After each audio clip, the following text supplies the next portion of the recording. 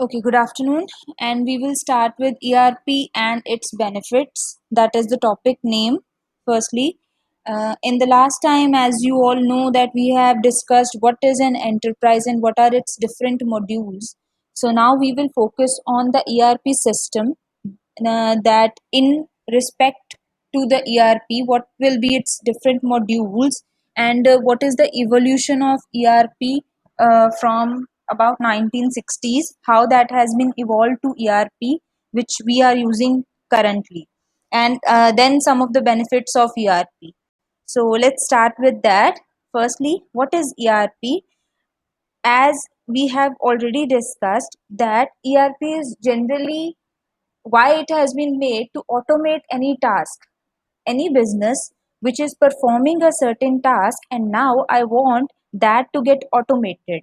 um, अब आप में से मुझे कोई बता सकता है किसी भी टास्क को ऑटोमेट करने का मतलब क्या है? कमेंट्स में सिर्फ किसी भी टास्क को हमें ऑटोमेट करना है, what does that mean?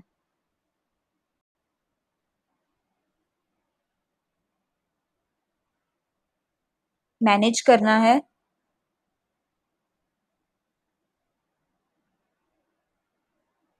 Yes, anyone else?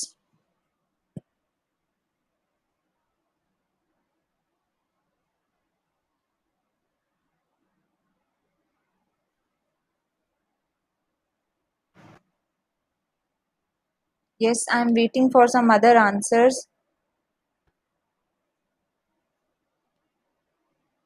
Simpler functioning और कन्वर्ट करना है. अच्छा, ठीक है. इन इन सभी चीज़ों को अगर हम मिक्स कर दें तो एक्चुअली बना क्या कि मेरा एक ऑर्गेनाइजेशन ने, यस, कोई इंस्ट्रक्शन बार बार ना देनी पड़े, ऑटोमेटिकली सारी जगह चेंजेस रिफ्लेक्ट हो जाएं. That is correct. तो अब हमें क्या चाहिए कि एक ऑर्गेनाइजेशन है जो कि कोई भी टास्क परफॉर्म करती थी पहले, ठीक है, लेकिन उन टास्क को आपस में कोरिलेट करने के लिए बहुत ज़्यादा केओस क्रिएट होता था या बहुत ज़्यादा एक्स्ट्रा एफर्ट्स लगाने पड़ते थे. ऑटोमेट करने का मतलब ये हुआ कि जो भी वो एक्स्ट्रा एफर्ट्स हम लोग काउंट कर रहे हैं, तो हर एक एम्प्लॉय को जिस जो भी डेजिग्नेटेड टास्क उसे दिया गया है वो सिर्फ वही काम करे, उसके बिना जो भी अलग से कोई काम है सिर्फ फ्लो को मैनेज करने के लिए अगर हम उन चीज़ों को मैनेज कर सकते हैं तो दैट विल बी बेनिफिशियल. जैसे हम लोगों ने लास्ट टाइम डिस्कस किया था, ये किस कौन सी एक चीज़ है जिसके थ्रू हम लोग बेसिकली टास्क को ऑटोमेट करते हैं? That is our databases, right? Databases के थ्रू हर एक चीज़ जो है वो ऑटोमेट हो जाएगी. कैसे? कि मेरे पास एक डेटाबेस का मतलब है कि मेरे पास सेंट्रलाइज्ड एक जगह है जहाँ पे सारा का सारा इंफॉर्मेशन, जब भी एक ऑर्गेनाइजेशन कोई काम करती है, that is all the matter of that data, that information that it is capturing and using. तो जितना भी वो सारा डेटा है, अगर वो हमने एक ही जगह पे रखा और जैसे ही उसे एक डिपार्टमेंट मैनेज करता है, that has to be reflected by the same time in the another department as well. That is what we meant by automation. कि एक्स्ट्रा जो हमारा फ्लो है कि अब आपको चेंज किया तो आपको किसी और डिपार्टमेंट को जाकर बताना पड़ेगा, that has been cancelled and that is automatically reflecting in the organisation. That is what is meant by ERP. तो जैसे आप थर्ड पॉइंट देख सकते हो अभी, that ERP automates the task involve in performing a business processes. जितने भी process हैं उन सभी को ऑटोमेट करेगा. कैसे करेगा? It actually combines all the databases which are created by several departments. हर एक डिपार्टमेंट क्या है, क्या करता है पहले, अगर हम यूजुअली बात करें तो हर एक ने अपने टास्क को मैनेज करने के लिए एक तरीका है कि आप मैनुअली एक रजिस्टर में एंट्रीज करते जाओ. एक तरीका है कि अगर आपके पास जो एंट्रीज हैं बहुत ज़्यादा हैं और उन्हें मैनेज करने का बेटर वे है कि आप एक्सेल पे ट्रांसफ़र कर लो. Excel is a form of database, ठीक है? इसी चीज़ को हमने थर्ड वे में लेके गए कि क्यों ना हम सभी की शीट्स को आपस में कोरिलेट कर दें, ताकि वो एक्सेल की शीट्स में अगर कोई भी एक डिपार्टमेंट चेंज करता है तो दूसरे को वो चीज़ रिफ्लेक्ट होनी चाहिए. तो we are actually combining all the database that have been created across the departments into a single database. And इस ये सब करके what we actually want to do, we want to emphasize the enterprise's planning, manufacturing, sales and marketing efforts into one management system. कि एक ही goal and objective को सामने रखते हुए हम इन सारी चीज़ों को मैनेज कर पाएँ. Now the next thing is evolution of ERP. सबसे पहले जो हमारे पास ईआरपी सिस्टम्स थे, रिकॉर्डिंग ऑन नहीं है। Recording is on on my end, मैं डेस्कटॉप पे रिकॉर्डिंग कर रही हूँ, ठीक है, that will not be visible to you guys, but don't worry, recording is on. Okay and thank you. Next thing is के इवोल्यूशन ऑफ ईआरपी। 1970s में ERP को एमआरपी के नाम से बुलाया जाता था, that is actually material requirement planning. इसे हम ये सोच सकते हैं कि हर एक ऑर्गेनाइजेशन को, हर एक फैक्ट्री को जब भी उसे कोई रॉ मटेरियल चाहिए तो वो उस चीज का एक शीट या एक डेटाबेस मैनेज करता था कि these are the materials which are required by the company, और इनकी शॉर्टेज चल रही है जिसके कारण प्रोडक्शन पे इफेक्ट पड़ रहा है, तो we have to just manage this thing.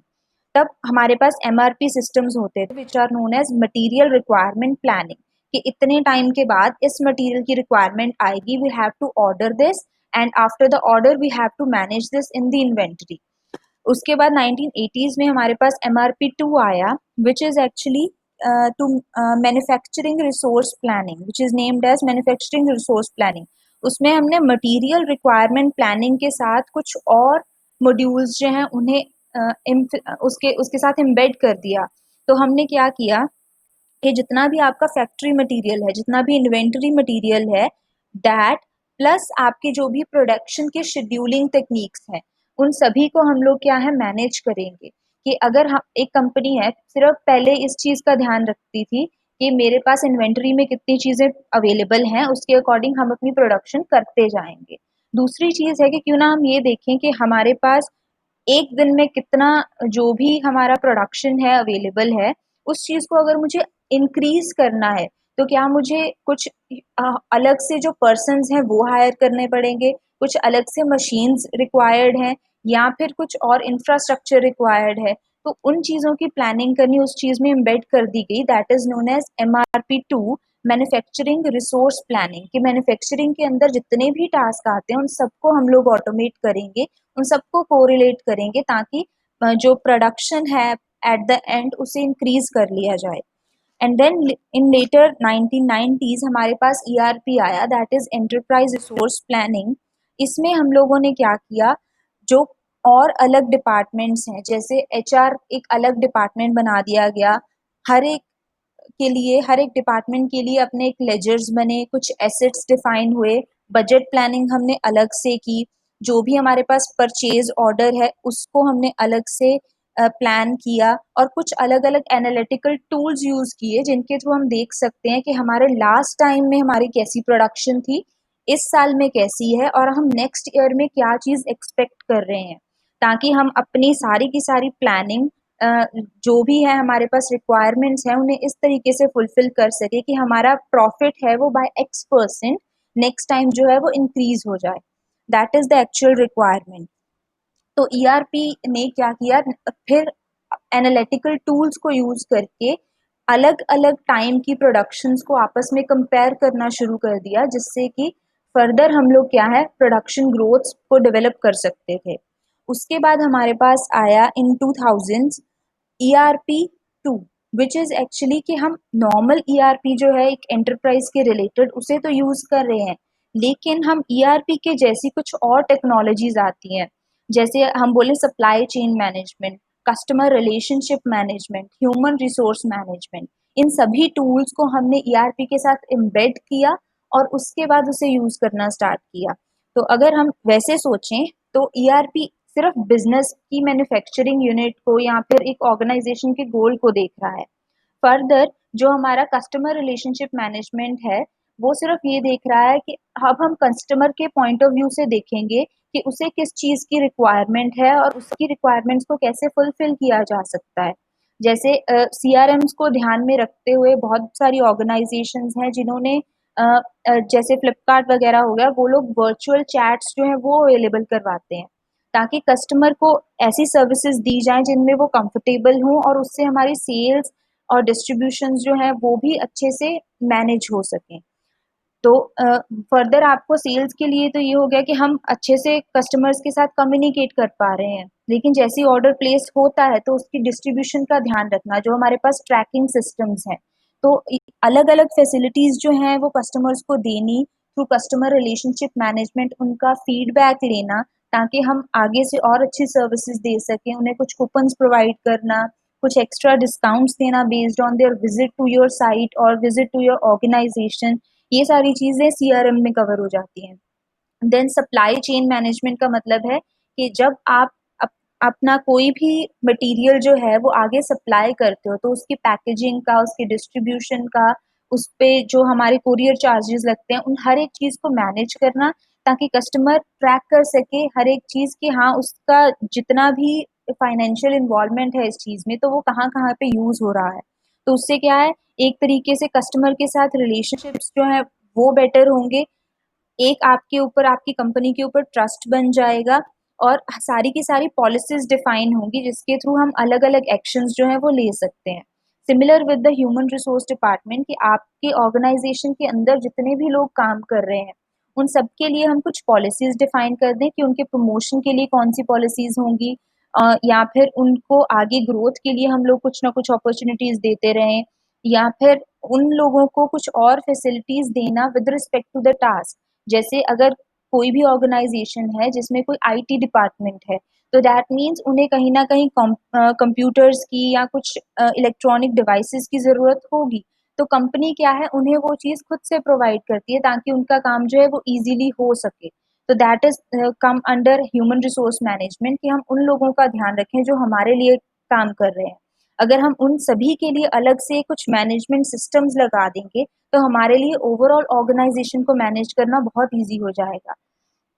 Okay, rather पहले हम इन चीज़ों को टोटली इग्नोर ही करते थे कि उसे कंसिडर ही नहीं किया जाएगा। ओके, मुझे सिर्फ एक बार ये बता दीजिए, यस क्लियर है सभी को? Okay, Navdeep said that MRP दोबारा से रिपीट करना है।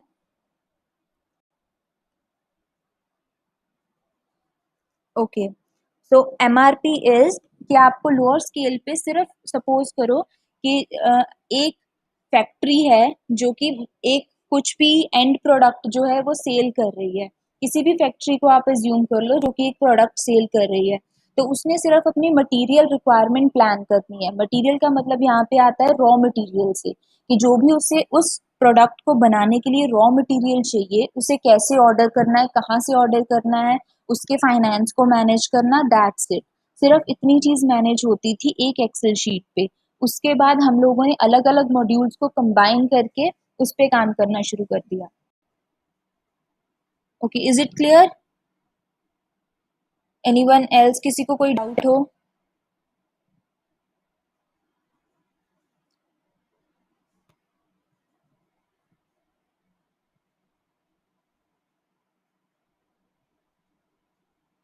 Okay ji.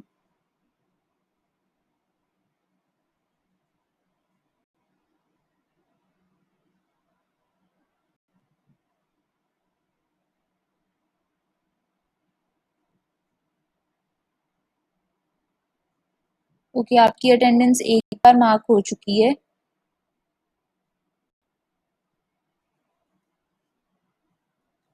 Moving on, next is how do any ERP system works. अब कोई भी एक सिंपल ईआरपी सिस्टम है वो कैसे काम करेगा, कैसे चीजों को मैनेज करेगा।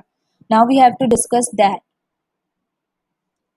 तो अब हमने हमने क्या लिया, हम लोग एंटिटीज की बात करते हैं जो भी एक सिंपल ईआरपी किसी भी एंटरप्राइज के अंदर इन्वॉल्व होती हैं।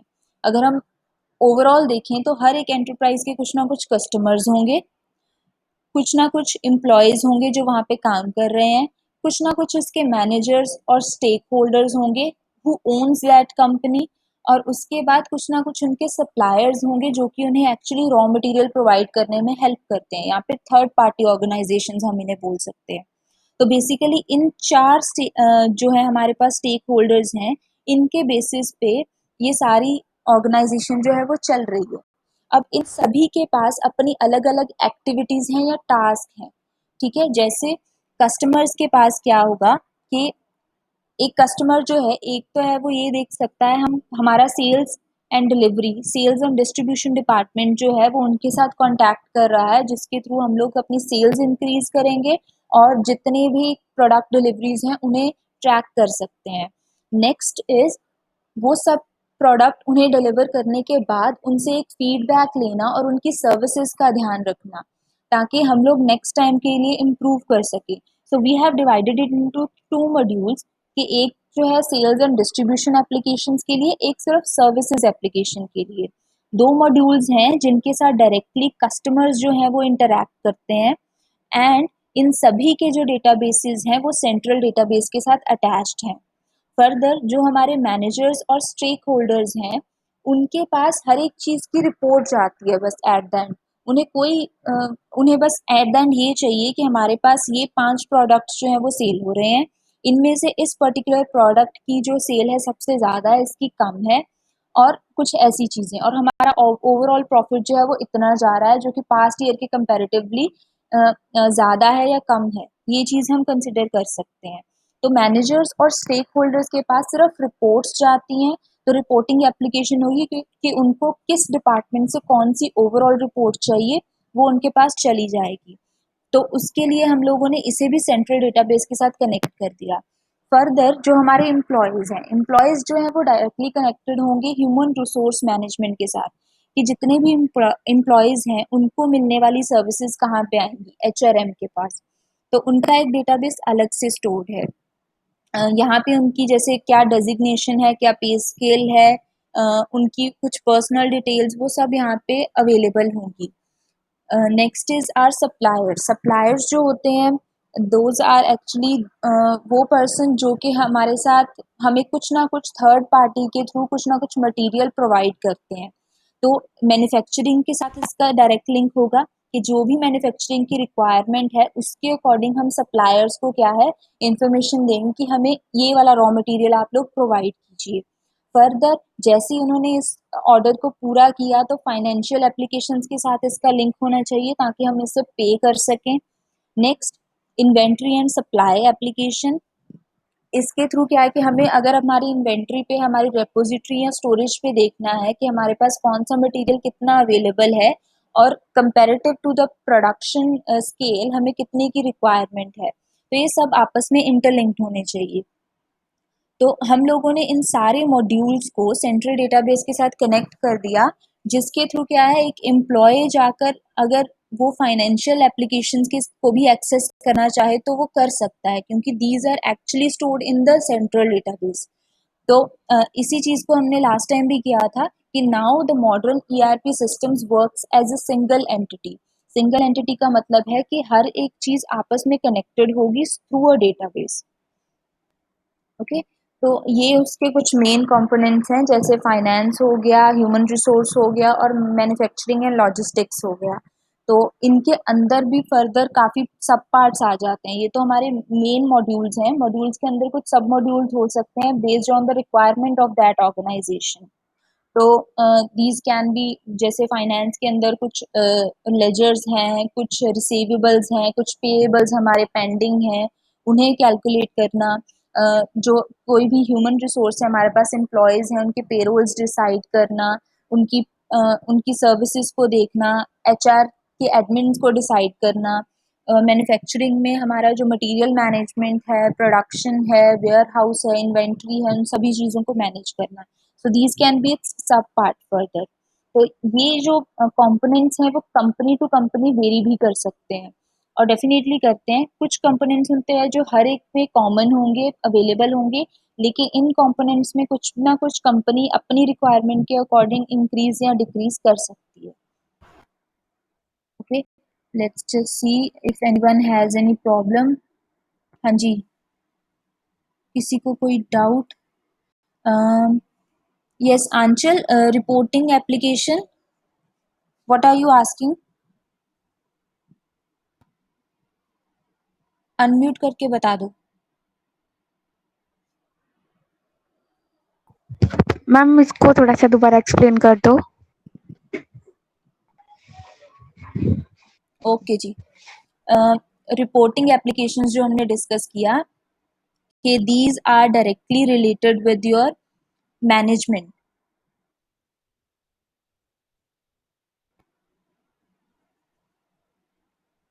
ओके, तो हमने लिखा हुआ है कि managers and stakeholders are there, और उनके पास हमारे पास आती है रिपोर्टिंग एप्लीकेशन।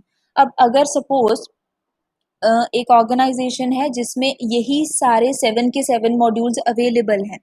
अब मैनेजर चाहता है कि मुझे रिपोर्ट चाहिए, ओवरऑल रिपोर्ट चाहिए, कहाँ से?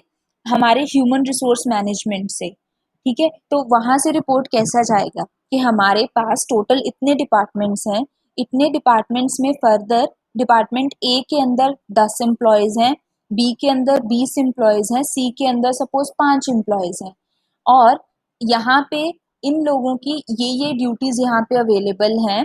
और जैसे हम लोग बोल सकते हैं कि हर एक कंपनी अपना कोई ना कोई एम्प्लॉय ऑफ द मंथ निकालती है, तो ओवरऑल मंथ वाइज रिपोर्ट उनके पास जा सकती है कि इस month employ of the month हमारे पास ये रहा, ओवरऑल परफॉर्मेंस सबकी ऐसी थी, इस ऑर्डर में थी।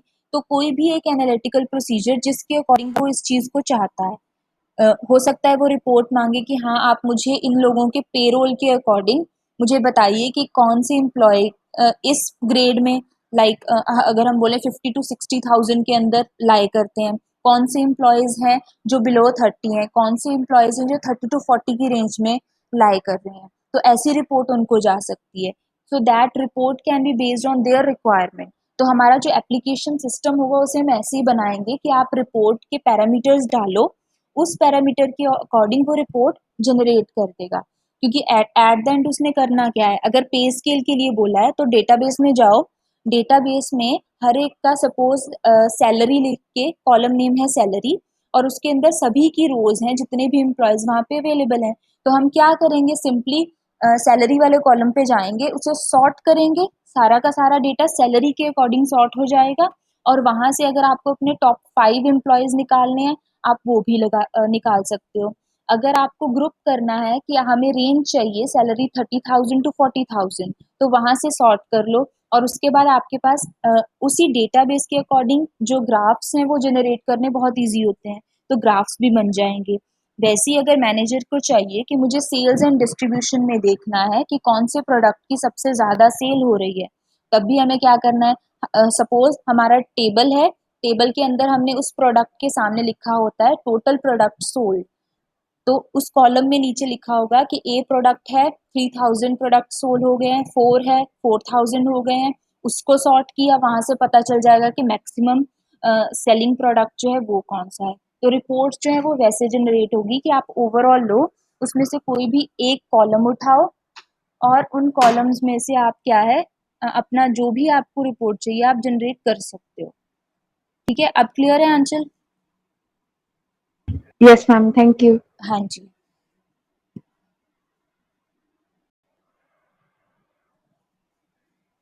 Okay, next is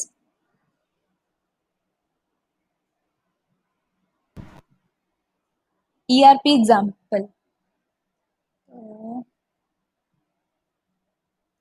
yes, this is the example कि जब हमारे पास ईआरपी सिस्टम्स नहीं थे, सपोज एमआरपी सिस्टम होंगे या एमआरपी 2 सिस्टम्स होंगे, तब हमारे पास जो फ्लो था वो कैसे था। सपोज हम लोग यहाँ से स्टार्ट करते हैं कि हमारे पास कुछ कस्टमर्स हैं, उस कस्टमर ने किसी भी चीज़ का ऑर्डर किया, ऑर्डर के बाद वो डायरेक्टली क्या है सेल्स डिपार्टमेंट के पास जाएगा, जिसके पास अपना एक डेटाबेस जो है कस्टमर डेमोग्राफिक फाइल्स के नाम से सेव्ड है। तो वहां से अब सेल्स पर्सन को क्या करना होगा, वो चेक करेगा कि एक अकाउंट में जाके और प्लस अपनी मैन्युफैक्चरिंग यूनिट या वेयर हाउस में जाकर कि क्या हमारे पास वो पार्ट या वो प्रोडक्ट जो है वो अवेलेबल है भी या नहीं। तो तो सबसे पहले वो वेयर हाउस में चेक होगा, इफ इट इज अवेलेबल, तो वेयर हाउस क्या है उसकी रिपोर्ट अकाउंट्स डिपार्टमेंट को भेजेगा कि हमारे पास एक रिक्वेस्ट आई है, कॉमन रिक्वेस्ट, आपको आपको मैं बता रहा हूँ कि हमारे पास इतने पीसीज ऑफ दिस इंफॉर्मेशन या इतने PCs of this product available हैं, आप क्या है इस ऑर्डर को प्लेस कर दीजिए।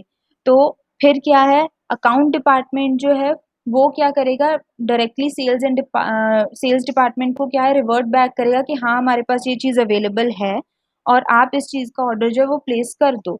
या फिर दूसरी चीज़ क्या है कि हम सपोज वो चीज़ ऑर्डर स्टॉक में नहीं है, तो उसका इंफॉर्मेशन भी जा सकता है और वो ऑर्डर जो है वो कैंसिल हो सकता है। फर्दर अगर हमें चाहिए कि हमारे पास इस चीज़ का ऑर्डर बार-बार आ रहा है और हमें इस चीज़ को परचेज़ करना है, तो हम लोग परचेज़िंग डिपार्टमेंट के पास जाएँगे और उन्हें बोलेंगे कि हम हमें ये पर्टिकुलर प्रोडक्ट जो है वो चाहिए, आप उसका ऑर्डर प्लेस कीजिए हमारे वेंडर्स के पास जाकर। वेंडर्स अब हमारे वो थर्ड पार्टी ऑर्गेनाइज़ेशंस हैं जहाँ से हम अपना रॉ मटेरियल लेते हैं। तो हम वहाँ पे गए उनके पास, उन लोगों ने वेंडर के साथ कॉन्टैक्ट किया, वेंडर ने बताया कि ठीक है मैं आपको ये चीज़ दूँगा, फिर से अकाउंट ऑफिस के पास जाना पड़ेगा टू पे देम और उसके बाद हमें अपनी फाइल्स में भी मैनेज करना होगा इंडिविजुअल फाइल्स के अंदर कि हमारे पास ये रिक्वायरमेंट जो है वो फुलफिल हो चुकी है। तो आप देख सकते हो कि ये बहुत ही टीडियस टास्क है और बहुत ही नंबर ऑफ फ्लोज़ जो हैं वो इन्वॉल्व्ड हैं इसमें। हर एक चीज़ को बार-बार रिक्वेस्ट करना पड़ता है और उसकी एक्नॉलेजमेंट की वेट करनी पड़ती है और उसके बाद हमारे पास एक दूसरा प्रोसेस जो है वो स्टार्ट होता है। जब हमारे पास ईआरपी सिस्टम्स आ गए, तब हमने क्या किया, हमारे सारे के सारे डिपार्टमेंट्स लिए, अब इनकी कोई भी अलग से एक डेटाबेस फाइल नहीं है, सभी का एक कॉमन डेटाबेस है और ये लोग डायरेक्टली अपना कम्युनिकेशन कर सकते हैं। अब जो हम पहले देखें कि अगर जैसे ही किसी ने रिक्वेस्ट किया, तो सेल्स डिपार्टमेंट को अकाउंट्स डिपार्टमेंट और वेयरहाउस डिपार्टमेंट के साथ पहले कॉन्टैक्ट करना पड़ा और उनके एक्नॉलेजमेंट का वेट करना पड़ा। उसके बाद उसने डिसीजन लिया कि क्या हम कस्टमर को क्या बोलें कि इज़ दिस अवेलेबल और आउट ऑफ स्टॉक। अब क्या होगा कि सेल्स डिपार्टमेंट डायरेक्टली डेटाबेस के अंदर गया और वहाँ पे उसने देखा अपने टेबल के अंदर कि क्या ये चीज़ यहाँ पे अवेलेबल है या नहीं और वहाँ से उसे डायरेक्टली पता चल गया अपडेशन के थ्रू कि ये चीज़ अवेलेबल नहीं है, इसलिए हम लोग इमीडिएटली क्या है रिस्पॉन्स बैक कर सकते हैं हमारे कस्टमर्स को। तो वैसे ही जैसे ही यहाँ पे वेयर हाउस में कोई भी चीज़ आउट ऑफ स्टॉक होती है, वो साथ के साथ अपने डेटाबेस में मैनेज कर देंगे ताकि बाकी डिपार्टमेंट्स को कोई कंफ्यूजन ना हो उस टाइम पे। तो ऐसे क्या है हम कस्टमर की क्वेरी को बहुत जल्दी हैंडल कर सकेंगे ईआरपी के थ्रू और हमारा जो भी प्रोसेस है, फास्टर प्रोसेस हो जाएगा ईआरपी की हेल्प से। ओके। हाँ जी, ये क्लियर है?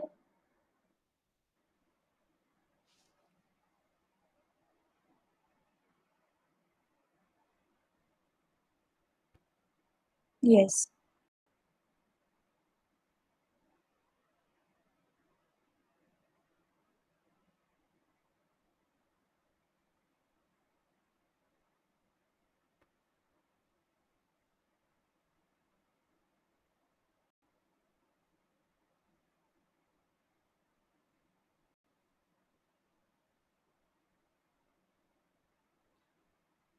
ओके। आपके गूगल क्लासरूम के अंदर अभी मैंने कुछ मटेरियल पोस्ट किया था जैसे लेसन प्लान किया है यहाँ पे उससे आप यहाँ पे अपने क्लास वर्क के अंदर यहाँ पे मॉड्यूल्स बनते जाएंगे वहाँ पे चेक कर लीजिएगा और वैसे ही जैसे आज की प्रेजेंटेशन हुई और जो पहले वाली प्रेजेंटेशन थी फर्स्ट लेक्चर की वो भी यहाँ पे साथ के साथ अपलोड होती जाएगी और आपको नोटिफिकेशन आ जाएगी आप लोग चेक कर लीजिएगा।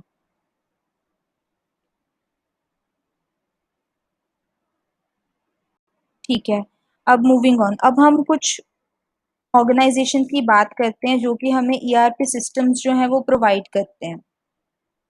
ठीक है। So what are the main ERP vendors available. Baan corporations हैं, जेडी एडवर्ड्स है, ओरेकल है, पीपलसॉफ्ट है और सैप। ये मेन ईआरपी वेंडर्स हैं जो कि मार्केट में अवेलेबल हैं और इनकी ईआरपी सिस्टम्स जो हैं वो हमें मिल सकते हैं by on the purchasing basis. और आगे नेक्स्ट मॉड्यूल्स में हमारे पास इन सभी की केस स्टडीज हैं। हम लोग इन्हें एक एक सिस्टम को जो है डिस्कस करेंगे कि इन सभी के पास कौन कौन सी सर्विसेज अवेलेबल हैं, कब से ये सिस्टम्स जो हैं वो स्टार्ट हुए हैं और इनके इवोल्यूशन कैसे हुआ है, बेनिफिट्स क्या हैं। Yes, next topic is benefits of ERP system. So ठीक है, ये अगर मैं आप लोगों से पूछूं कि ईआरपी सिस्टम अगर मेरे पास हो तो कौन कौन सी चीज में हमें बेनिफिट होगा, आप लोग बता सकते हो? जैसे हम लोग एक तो हो गया कि प्रोसेसेस सारे बहुत फास्ट हो जाएंगे। Any else? टाइम एफिशिएंट है, इजी टू एक्सेस, या अगर बोलें कि इंटर डिपार्टमेंट एक्सेसिबिलिटी बहुत इजी हो जाएगी।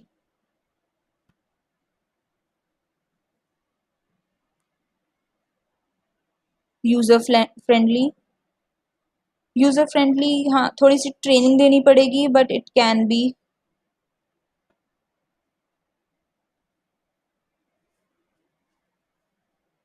Real time updation, yes.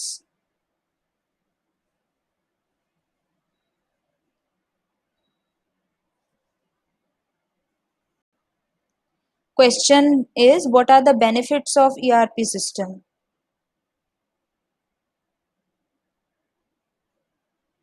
हाँ, कहीं न कहीं मैन पावर जो है कम हो जाती है by the automation of task. जैसे जब से मोस्ट ऑफ द ऑर्गेनाइजेशंस में ऑटोमेशन स्टार्ट हुआ है, क्लरिकल वर्क जो है वो काफ़ी कम हो गया है। तो लो लेवल के जितनी भी मैन पावर रिक्वायर्ड होती है वो काफ़ी कम हो जाती है।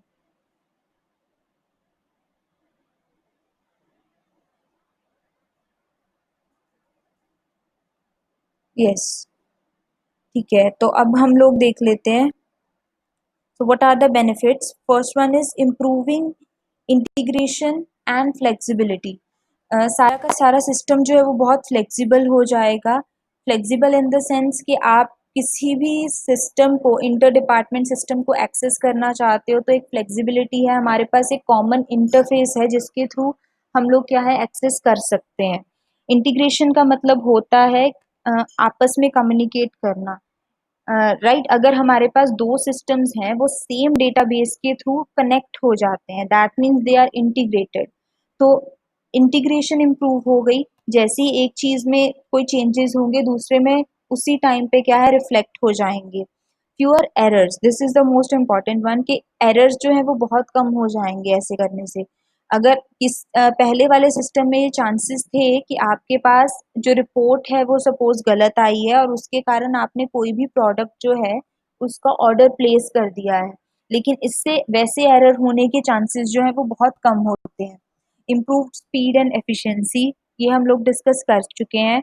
मोर कंप्लीट एक्सेस टू इंफॉर्मेशन, पहले वाले टास्क में ये हो सकता था कि आपको सारी की सारी इंफॉर्मेशन की एक्सेस नहीं रहती, कुछ ना कुछ जो है वो लैक करता है या फिर उससे स्पेशल रिक्वेस्ट करना पड़ता है उस चीज को एक्सेस करने के लिए। Now you have the complete access to all the information. Lower total cost, incomplete chain, supply chain. So हम बोल सकते हैं कि जितना भी सप्लाई चेन मैनेजमेंट है उसका जो कॉस्ट है वो काफ़ी मिनिमम हो जाता है। शॉर्टन थ्रूपुट टाइम, अब थ्रूपुट टाइम हम किस चीज़ को बोलते हैं? Yes, what is throughput time? Throughput time is actually कि आपको कोई भी पर्टिकुलर टास्क, आपने इतना टास्क जो है इतने टाइम के अंदर किया, that is your actually production divided by time, कि आपने कितने नंबर ऑफ प्रोडक्ट्स जो है वो क्रिएट किए in this given number of time, that is your throughput.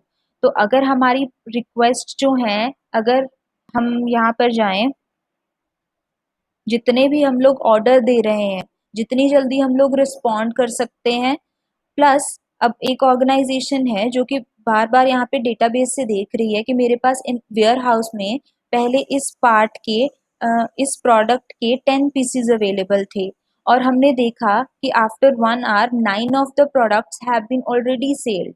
तो हम इस चीज को एनालाइज करके वेयर हाउस में इस चीज को फिर से क्या है पिन कर सकते हैं कि अब हमारे पास यहाँ पे स्टॉक जो है कम हो रहा है लेकिन इसकी डिमांड काफ़ी ज़्यादा है, तो आप लोग क्या है इस चीज़ की मैन्युफैक्चरिंग जो है वो स्टार्ट कर दो। तो उससे क्या होगा, हम लोग आने वाली रिक्वेस्ट को प्रेडिक्ट कर सकते हैं, प्लस उन रिक्वेस्ट को जल्दी से जल्दी कवर कर सकते हैं। तो हमारे पास ओवरऑल जो सेल्स है वो इंक्रीज हो सकती हैं इस चीज़ से। और हमने उसे बोला दैट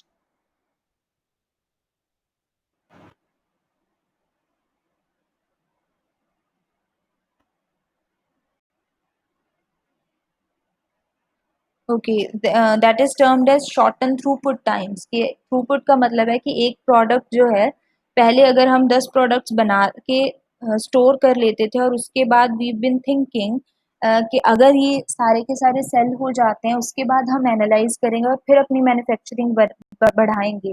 अब वो चीज़ क्योंकि फास्ट हो गई है इसलिए हमारे कंपनी का ओवरऑल थ्रूपुट जो है वो भी इंक्रीज हो जाएगा। Next is sustained development and commitment of top management.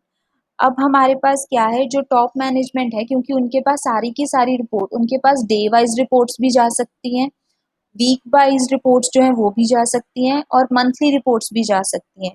तो वो क्या है, वो टॉप मैनेजमेंट जो है लोअर मैनेजमेंट के साथ डायरेक्टली कम्युनिकेटेड रहता है, हर एक चीज़ को देखता है कि कैसे हमारी सेल्स इंक्रीज या डिक्रीज हो रही है, और उसके अकॉर्डिंग वो उसी टाइम पे जो है डिसीजंस ले सकता है अपने बेनिफिट के लिए।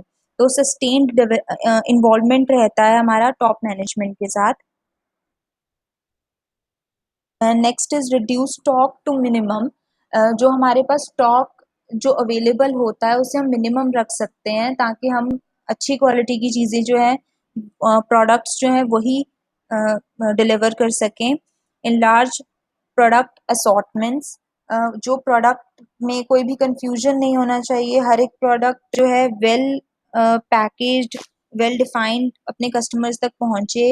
Improve product quality, quality improve होगी, क्यों? क्योंकि हम लोग साथ के साथ जो फीडबैक्स है वो ले रहे हैं। Provide more reliable delivery dates and higher services to the customer, and then efficiently coordinate global demand and supply and production।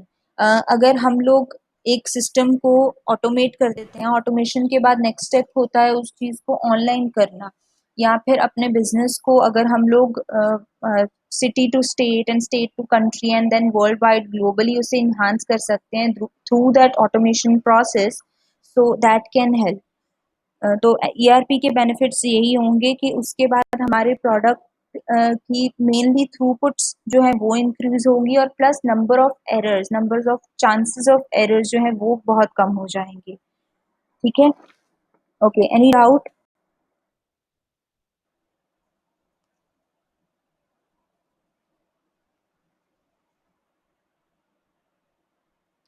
Okay, that is it for today,